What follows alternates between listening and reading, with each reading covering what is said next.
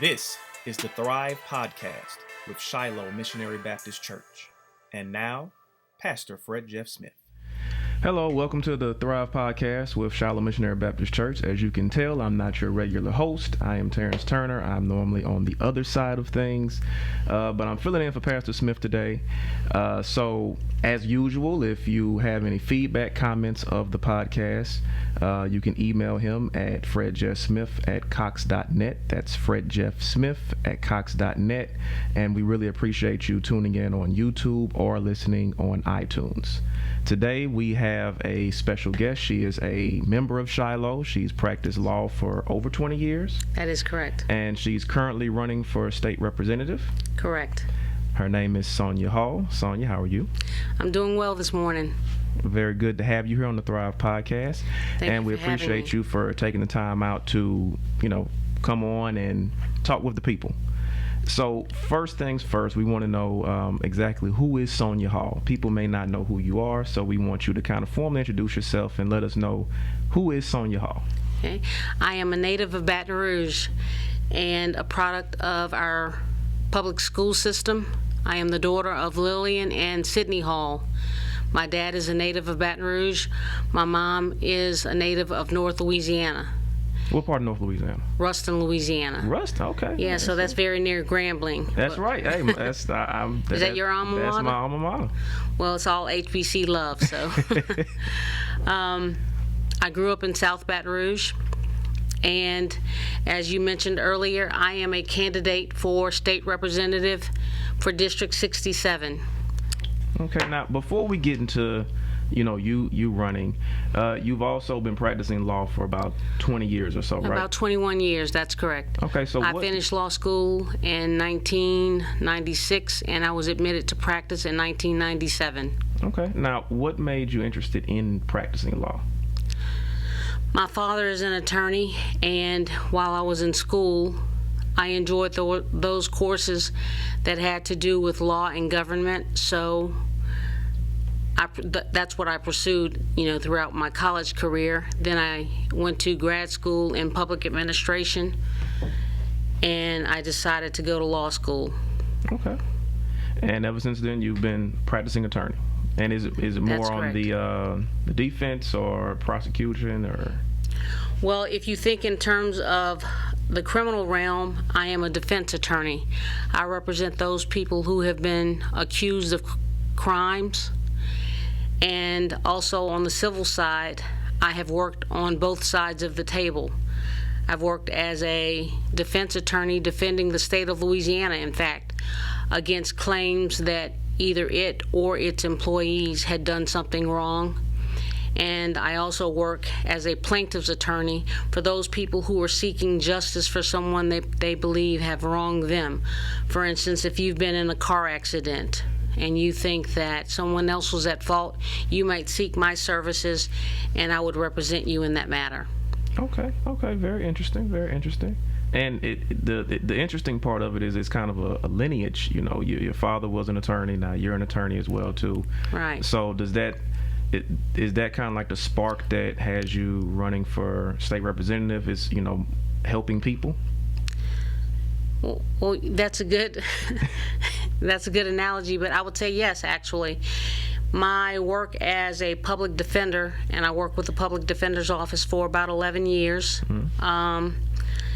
was one of the main things I think that led to this, but I have devoted my adult life to public service. I enjoy meeting people and serving the public, and that's what led to my desire to seek public office. Okay. Now, kind of jumping ahead a little bit, but tell me, how has it been being a candidate? Because, you've been private citizen for all these years, practicing attorney, and now, being a candidate, it's like everything is there. You got to be transparent about everything. How has that experience been so far? Well, the transition, you're right, has been different because I would consider myself a private person, even though I just mentioned that I had been in public life or public service for my adult life. That's been in the employment that I've had. Just as a private person, I keep my private life private, and so putting myself out there, going out, meeting people, is one of the joys of campaigning, but it's rigorous. And for me, I didn't believe it was going to be as demanding as it has been, but I've enjoyed it overall.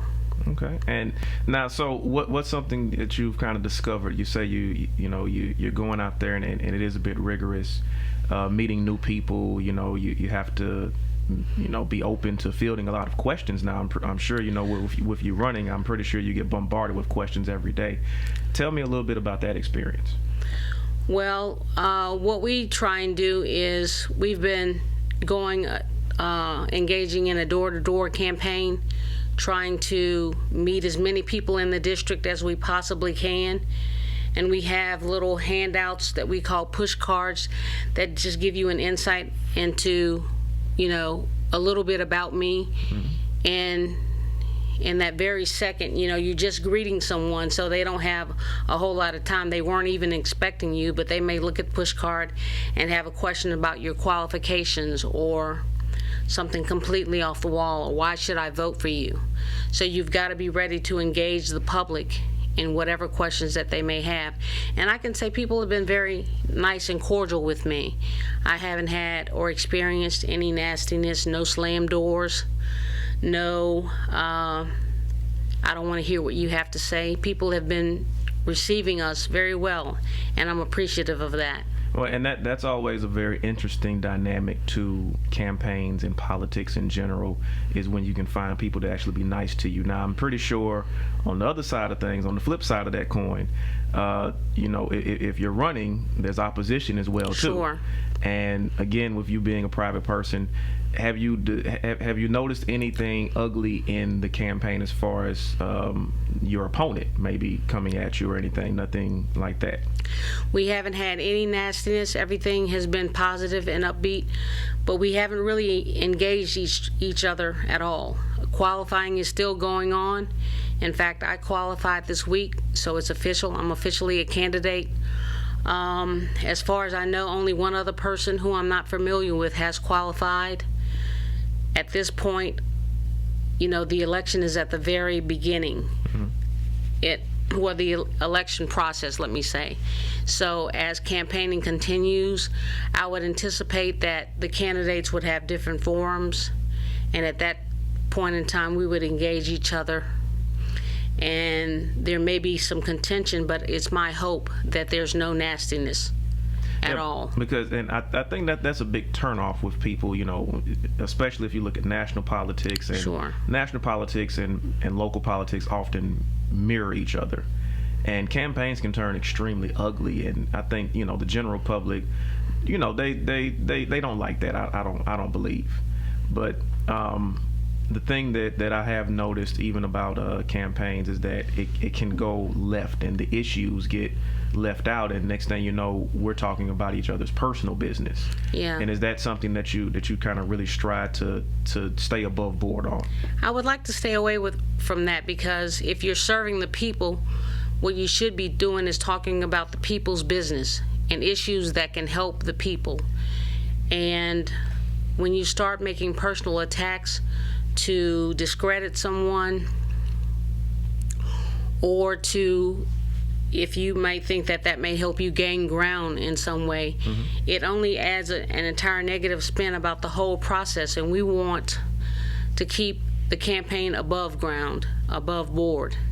Michelle Obama had this famous saying, when they go low, we go high. You remember that? Yeah. Well, I'd like to say I'll try and keep it high and above board as possible.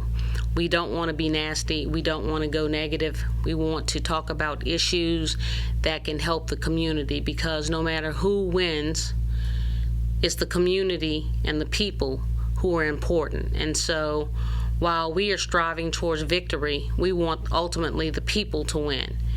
And I don't want to launch any attacks on any of my opponents, whoever they may be. I want to talk about the people's business. That's what we want to do.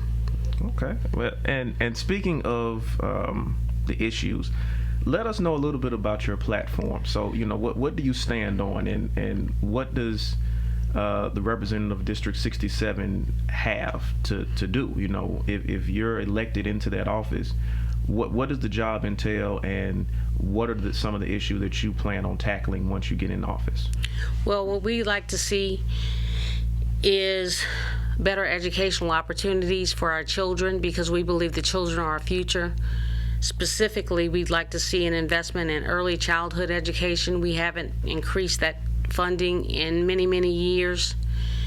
And what we'd like to see as a centerpiece of that is the government putting more money into allowing children to go to Head Start programs, increasing funding for reading and different programs that encourage children to start school earlier. We'd like to see money put into infrastructure. If you ride around Baton Rouge, no matter what district you live in, you understand that traffic is a nightmare here. Mm-hmm. We need to invest in our infrastructure. We have been neglecting that for years now. Drainage is a huge problem. Yeah, 2016 really showed us the major issues we have with drainage in this area. I certainly was affected by that. I'm certain many of the people in my district. And my district spans across South Baton Rouge to parts of North Baton Rouge.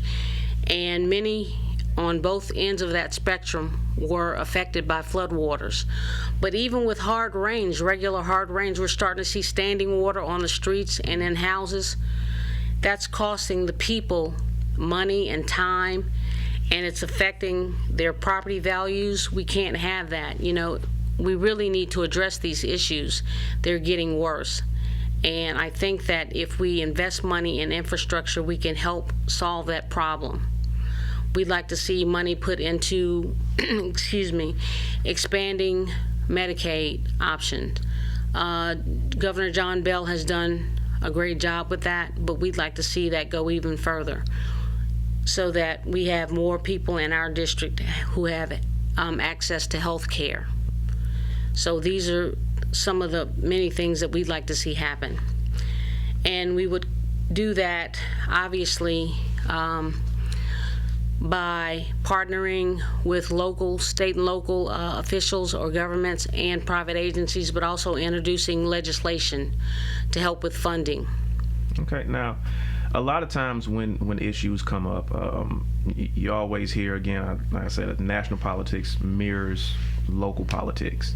And one of the things that's always an issue is money. How do you pay for it? I heard you just mention that you would be partnering with other government agencies, state agencies, and did you say private industry as well? I did. Okay, so do you have maybe like a pitch for private industry, or have you forged a lot of relationships with maybe some of these private industries to make sure that the money that's coming in goes to these different issues? Well, there are certain things like dedicated taxes that are supposed to go to specific areas. We want to see that happen. If you're familiar with the TOPS program, if you're familiar with the lottery, funding from those or from that particular entity was supposed to be dedicated to education, and it has been. We'd like to make certain that that continues. But when you speak of private industry, it's not always private industry paying for things. It may be fostering with them something that they're already doing, or their agencies, specifically nonprofits, who may have money for providing for homelessness, which is also part of our platform. So what in you're saying terms of is crime basically prevention. you have to redirect or make sure that the funds that are there get directed towards these issues if it's just kind of just sitting there. Well, yes, but we also we don't want to reinvent the wheel if we don't have to. If there's money there and it's being used, how can we make certain it's used to the best of its ability? If you have an agency that's doing something well and can take on more responsibility, how can we get more either funding or resources to that agency if they're doing well? If we have an agency that's not doing as well, we need to look at it before just throwing money at it, because money is not always the problem. It could be other resources. So we need to use what we have better before we just start saying increasing money. Okay. Now, what are some of these agencies that you actually speak of as far as having the money to help with certain issues that you spoke of about your platform? If you think about insurance and health care, you're talking about the Department of Health and Hospitals. You want to look not just at their budget, but the Medicaid expansion. You also want to look at the resources that they're using. And I know under the General Administration, we shifted a lot of here in Baton Rouge resources to private hospitals like OLOL, Our Lady of the Lake. Is that working well? We need to revisit that and look at how things are working. We need to look at the fact that some private hospitals have closed, or at least closed certainly their emergency facilities. What have we done over the years to combat that problem? And there have been strides made in that area, but we have to examine how they're working and how we can improve that. That's what I'd like to do as part of our platform to improve the health care system in Louisiana, specifically for District 67. Okay. Now, I also heard you mention that your district spans from South Baton Rouge to even parts of North Baton Rouge, correct? That is correct. In recent years, North Baton Rouge has been a very hot button issue as far as politics is concerned. What are some of the things that maybe you would do or foster to enhance North Baton Rouge as far as economically and socially? Well, if we look at economics, we'd like to, that's the partnership with business. We'd like to encourage businesses to come into the district. And that's also a partnership with local government as well, making certain that that partnership doesn't give the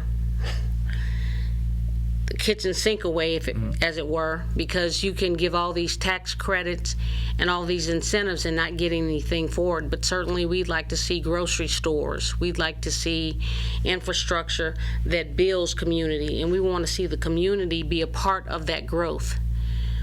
We don't want to see the rebuilding of a community and the people don't get to come along with it. Pretty soon you look and the community that was there is no longer there because they've been pushed out. But we want to see just true growth for the community, where the community can grow along with the businesses that come in. And we'd like to see work with local governments to make that endeavor possible. Okay, so what are some specific maybe incentives that you would even offer businesses to come into that area? Because a lot of businesses may have been, they may have shied away from it. It has a reputation, that's what people will say. But how would you, incentivize these businesses to come in? Sure. We mentioned grocery stores specifically. Because there is basically a food desert there. There's no viable grocery stores in that area. Excuse me. Well, we'd have to look at the profitability, and that's for businesses. Nobody is going to start a business if they don't believe it's going to make money. Exactly. So we'd have to look at that specifically to see how it would profit a business to come into this area, and how would it benefit the community. It wouldn't just be an overnight thing saying, hey, come put your grocery store here and you won't have to pay any taxes. It's not as simple as that. It'd be a long process where we would have to look at how jobs potentially could be created from a business coming in, how that food industry or that food source would benefit the community by not having to travel so far just to buy food items or grocery items, and how the state would still benefit, or that local community, from that business being there. So it's a process. It's not just, I don't want to make it seem as easy as, oh, we need this business here, so we'll just let them move in, dispensing with all taxes or anything else that other businesses have to pay. We want to make certain that we're fair, but we need to look at the business industry side of it, as well as the local government, as well as the state. So if we can help foster that, and it may be through taxes, but it may not. It may be through other incentives. We would have to look at the whole process. Okay. Now, I also heard you say earlier, you would want to make sure that the people of the community are not pushed out. Keyword would be gentrification, basically. If you Correct. have new businesses coming in, you have, corporations maybe buying up property, it pushes the people who are already there out. What would be some of the strategy, if you will, if you mind sharing, as far as keeping the people rooted in their community while bringing in new businesses and they're kind of working hand in hand together? Well, not just that, but we like to term that phrase revitalization, community revitalization. We'd like to see the community own the growth that's coming and be a part of that. What do I mean by that? We look at blight as part of the problem. We want to provide incentives even for property owners within communities to make certain that, they're caring for their property. We want to make certain that if you want to start a business, you're aware of business opportunities. Even with state and local governments, there may be contractor work. And if you're a contractor, are you aware of the requirements to get work with the city or the state? We want to encourage our young people we want to encourage businesses to hire our young people so that your business is hiring from within the community. That's how you make certain that the community is able to participate with that growth and be a part of what's coming into the community. And we all feel a part of it, so we're investing our time, our talent, our efforts into making the community better. Okay. Now, and speaking of, make sure that we're hiring people of the community for businesses if we can actually get them to come into the area. And I heard you earlier mention education was a big part of your platform as Sure. well too. And this works hand in hand, so it's a pretty good pivot. That without adequate education, they can't be hired at these different jobs because they wouldn't be qualified. So speak a little bit more about how you plan on maybe even reinvesting in the education of this district. Well, everyone may not be preparing to go to college or education after high school. So what we'd like to see is our schools offer different programs, industrial studies, different computer, and even in the filming industry, to make certain that these kids are getting exposure and education in targeted fields where they can be hireable when they leave high school even. And some businesses within the community may have businesses that can offer internships to promote children learning mechanics or other industrial studies while they're in school. And I think that partnership would help grow opportunities for students who may not be college bound. Yeah, and I do believe, because I'm 35 years old, and I grew up in the era where my friends, all the parents were pushing, from 5th grade on up, you got to go to college, you got to go to college, you got Right. to go to college. And more we're discovering that that's not the only pathway to success. Sure. You don't, and everyone's not, like you said, everyone isn't meant to go to college. But if there is some type of training after high school that you can go to this, get certified in it, and then you can, begin making a very decent wage for yourself. You have people who may not have went to college, but they learn a trade and then they create their own business within that trade. Certainly. And then from there they can hire other people. So that's a big reinvestment into the community, because that creates jobs as well, because that one person who may have went to college and racked up a lot of student loan debt Right. now has, instead of that, they went to this maybe this business that was in the community, they learned their trade, they interned with them when they were in high school or Sure. 11th, 12th grade, and then they graduate, they know the trade, and from there, 2 or 3 years in, they maybe leave that business, start their own business, and they hire 5 other people from the area. Correct. So it is I think that is a very workable plan and something that should very much be promoted. It's got to be part of our educational system, because we don't want to get left behind when we get compared to other states. Mm-hmm. But we want to look at making certain that our kids are just as prepared, or if not more so. When I was coming up, there was shop in school and other programs where kids could learn the trades that you talk about. And some kids, many who finished with me, did not go on to college, but they could get jobs right after high school that paid, as you said, a decent wage, but they could make a great living off of and start families and really start living. And so many of them did start businesses. Mm-hmm. And that's what it's about, preparing yourself to have the best possible future that you can. And that's not always college or additional studies, even though we encourage that. But we want to make certain that our kids are prepared and have the best opportunities. Okay, now, and kind of sticking with education, something that has been discussed even on this podcast numerous weeks, week after week after week, it's always a conversation that kind of leads to public education and charter schools. And with education being a big part of your platform, where do you stand on either or? Well, for me, it's really not an either-or situation. I am a huge supporter of the public school system. Okay. As a product of the public school system myself, I believe that we have to dedicate and support wholeheartedly with our funding and our resources the public school system. Now, I understand parental choice, and I think that that's important to give parents options.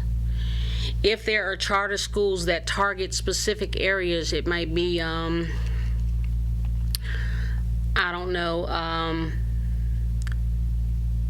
art or humanities or sciences or math or something like that, I certainly would support that and promote that as a way of encouraging those students who have an affinity for that particular area, and you want to focus that, and you want that to be a focus of your child's education, and you want that opportunity to send your child to that charter school, I would be a big supporter of that. But do you those believe charter schools that charter schools potentially divert dollars from public education? I think that they can. And that's concerning to me because of my stance on supporting the public school system. I think that we must dedicate our resources to the growth of our public school system and be committed to its success so that our students can succeed. I look at the qualifications that are demanded of our public school teachers and compare them with their private school counterparts or those who teach in the charter school system, and they do not mirror each other. Those teachers who are with whatever public school system in Louisiana, whatever school system that they're in, are far more qualified than those teachers who are teaching in charter schools or private in the private sector. So, and that's the other thing that we've discussed again numerous times on this show, is that a lot of times with charter schools, it ends up kind of being a money grab. They move in the area, and then the school, it doesn't produce anything than the other schools were producing. Then they close down, then they reopen under a new name. And it turns into like a cycle. Huh? Yes. And that's concerning, as well it should be, because again, charter school systems, charter schools, period, are a business for some. Mm-hmm. Meaning they're in it to make money. So if I open my school and I'm getting paid, and it's not based on school performance or how the children are performing, And if I, for whatever reason, have to close down and I just have to rebrand myself because I was making money and I just open up under a new name, I'm in the business sector, so as long as I'm making money, I'm going to do that. But when your business is educating children, and your focus is not, or your bottom line is not bringing in money, then your focus is different. It has to be on the kids. Yeah, and I believe also if the focus is just the money, then that means you're laxed in your hiring practices. You may not be hiring the most qualified instructors to be in your school because, like you said, at the end of the day, it's kind of like, I'm planning to fail in 2 or 3 years and I can just reopen again and keep it moving. Right.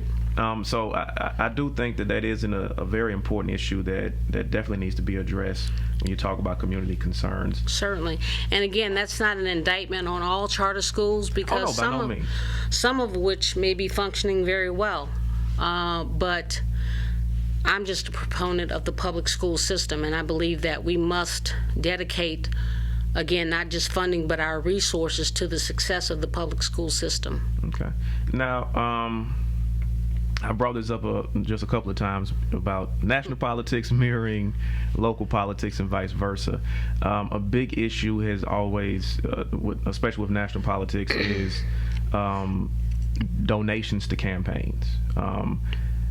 The funding of a campaign, how are you going about with that as far as donations? What's the life's blood of your campaign? I am the lifeblood of my campaign. We actually have been seeking donations, obviously, from the community and from individuals who support what we believe in and who want to commit to that. We've taken donations only from individuals. I don't know of any PACs who have donated to the campaign.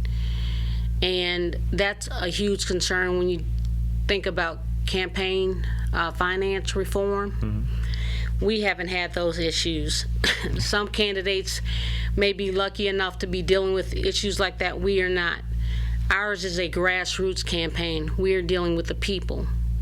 And so when those folk who can only give, $25, we gladly take it because that translates into people who support us who may not have the money to give, the $2,500 limit. Mm-hmm. But what they do have is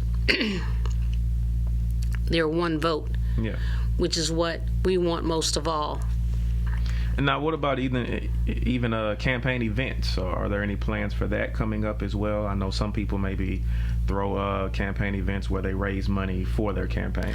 We do have some fundraising activities coming up, and we're planning others. We're trying to plan, in fact, intimate gatherings where we can go into the community, invite locals in so that we can kind of sit one-on-one, sort of like what we're doing now.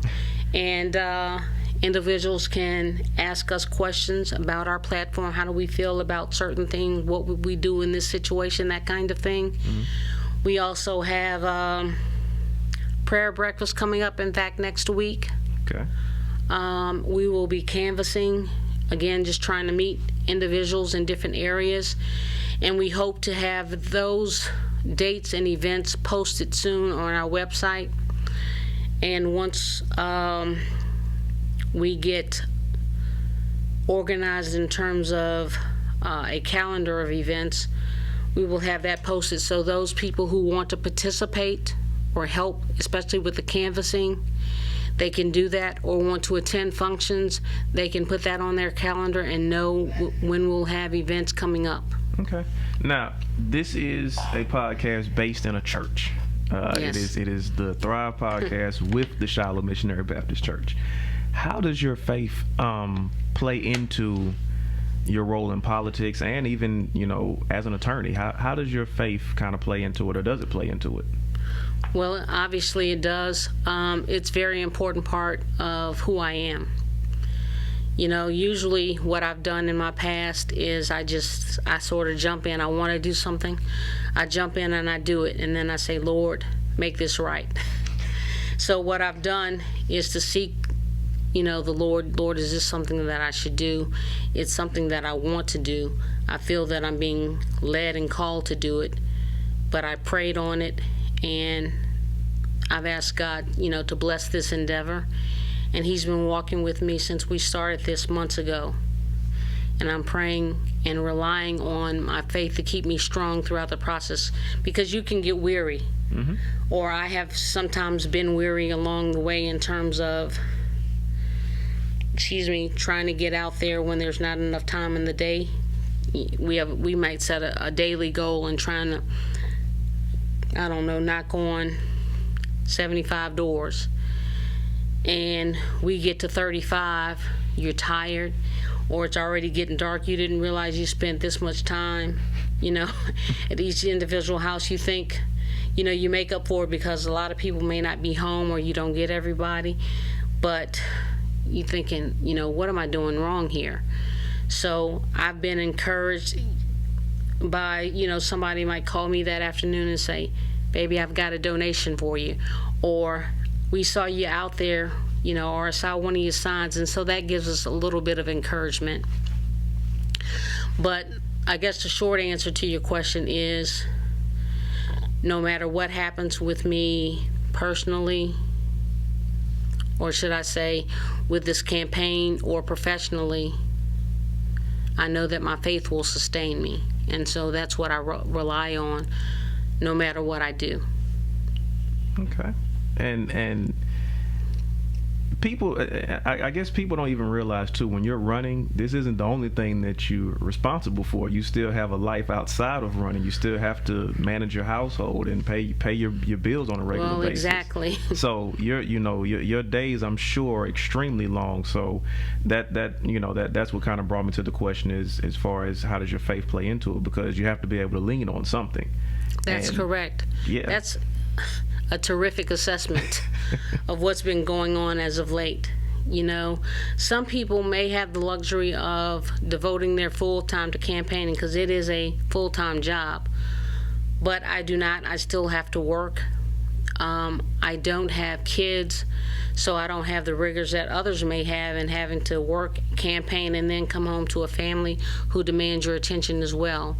So obviously, with wherever you are in your life, that's where you would need to rely on your faith to get you through. Okay. And as far as leaning even more on your faith, when you're in office, how do you feel like your faith will guide decisions if you are elected to District 67? And I hope that I will be. It will be probably just as important as it always has been, in that I don't want to lose sight of who I am and whose I am and what my responsibility is. You never want to get into a situation where you forget where you've come from or who you are. I don't want anything to ever take over. But I know that that's an awesome responsibility. So I want to always be humble. And I want to make certain that the Lord wouldn't have to deal with me in any way to put me in my place, so to speak. I want to always be focused on the needs of the people. And I would depend on and rely on, my faith and my experiences as a Christian to make certain that I always did that. Okay. Now, Pastor Smith has this question that he asks everyone when they come on as a guest. He always asks this question about, do you see Baton Rouge being, your one stop, and clearly you have roots already planted here. You grew up here. You're running for office here. So I'll kind of rephrase the question, because I'm assuming you plan on staying in Baton Rouge for the long haul. That is the correct assumption, yes. But what do you think needs to happen for Baton Rouge? Because a lot of people, they don't feel like they can be successful here. They feel like even if they've grown up here, they have to go elsewhere to be successful, to plant their flag elsewhere. A lot of people move to Texas, Atlanta, even out parts out west of California. What does this area need to do as far as, we raise people and then keep them here? Sure. To we want to keep our best and our brightest. Exactly. Well, you just hit it in the last part of your statement. I believe we've got to invest in, again, our kids, and that's where that community revitalization comes in. Who wants to go through school, even college, if you stay here for college, and come out to a community where there's nothing for me? There's not a good job, no economic opportunity. I'm in debt now. I've got to go somewhere where I can live, you know. We're living in times now where folk are wanting to move away, creating whole new cities even, just to get away. I really believe that we've got to deal with the issue of race relations here in Baton Rouge. We've got to provide better economic opportunities for children to stay, and we've got to provide infrastructure growth so that the people who are living here are comfortable and have access to things that people enjoy in other cities. And you want to make certain also that you have access to basic things like health care, and that includes hospitals and other facilities where you can take care of, you know, your everyday needs. You can't live in a community and have it thriving, and or that it's not thriving, and expect people to move into it or to stay in it. You know, people want to go where they can thrive and do their very best. So we got to create opportunities here and make our Baton Rouge a hot pot, if you will, for those coming in, not just in industry. Small businesses are very important. We talked about that in terms of kids who might want to open up a mechanic shop or some other industrial shop. Those who want to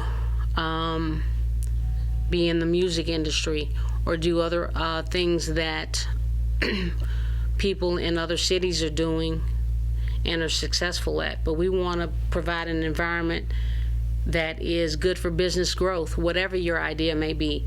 I mean, the next Zuckerberg could be right here in Baton Rouge. Very much so. And that idea could be right here in Baton Rouge. We want to produce a community that's accepting of it and that can allow that to come into fruition. And you said something interesting. You know, people are creating whole new cities, and it made me kind of think of another hot button issue that's been, it just seems like it just won't go away for the last couple of years, and that is the proposed city of St. George. What is your take on that, and how do you feel on, you know, now a whole new city now being created, or the attempt of it being created? Right. I have been against the city of St. George, or the proposed city of St. George, since it was originally discussed. I believe that the creation of the city is primarily to create a whole nother school district. That's my personal belief. Well, yeah. And it's very concerning that people don't think that together is better. We need to deal with the issues that are affecting all of us and see how we can make them better for everyone and not just break away.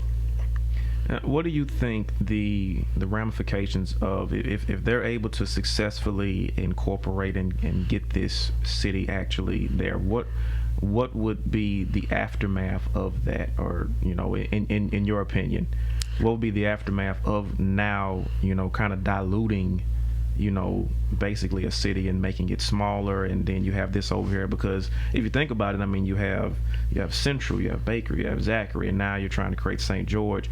What would be, you know, the aftermath of that for Baton Rouge? Well, I mean, Baton Rouge would survive, as it has, like you mentioned, with the creation of these other municipalities. But, you know, I personally believe that it would dilute the strength of Baton Rouge in many areas. Obviously, for the East Baton Rouge Parish School System, that tax base would be decreased. I feel that it would have a change on the property values. Now, we've had some businesses that have incorporated to make certain that they stay within the city of Baton Rouge. But others, would not be in the proposed way that they're cutting their city of St. George would take away, many of the subdivisions,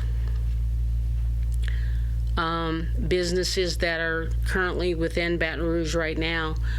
But I think that ultimately the city, obviously would survive. But the bigger question for me is we're dealing with a parish/city government where Baker, Zachary, Central, and even the proposed city of St. George could vote on things that happen within Baton Rouge but not be a part of it. But because they're in that parish system, like our mayor, our city council, and things like that, we really need to re-examine that and how it's going to work. It almost feels like it's gerrymandering on steroids.